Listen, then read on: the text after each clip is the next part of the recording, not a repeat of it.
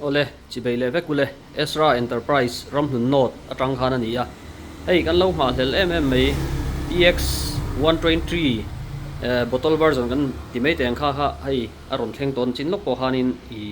customer pakhat kan nei hal panga uzara khana ron leya abi chian na toy te lo nei zoi zoi la ama sa ho x 120 ho neng khanin ai khanin aka hi ron tam tangai mai ni hei calendar kan lo huang han hei helai hi bottle ron manga chuan ta hian shrouded barrel aron mang bok ani chuan aka hi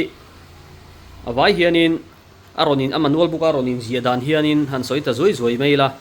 I afula hetia pam hianin I ka zani borvel hi dei tura ti aron nia chuan eng lo zong a hi I away ta hi ari zong a hi kg thumle 3.6 kg ani chuan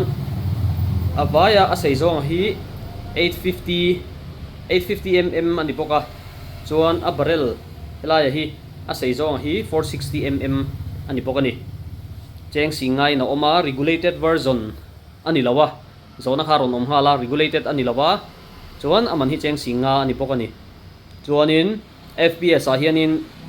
zeriat le somruk ti na ronin jiak boka fps kan ti hianin chi sang hian asilai mu zir hian te azir hianin fps hi adang lam thaya 10.34 kan te chuan danglam le dei thei 8 point something grain kan te chuan fps kha danglam le dei thei hi kan hriat nge ngai bokani cheng singa in Ezra Enterprise a oma hei nal takani tuna hian asa kan kap chin do nanga ari ngai thadu tan shrouded barrel hi karinai takina ron proof truck hop mai ari hi alang chiang thei ngem o chu ka hrelo kap chin lokang o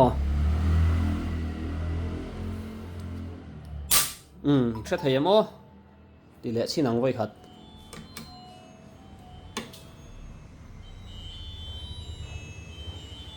longai thang o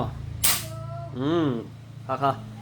a suppress review chuan ka hria amu om le phei chuan kha heya hian a suppress thale zul don Ezra Enterprise ome cheng singa in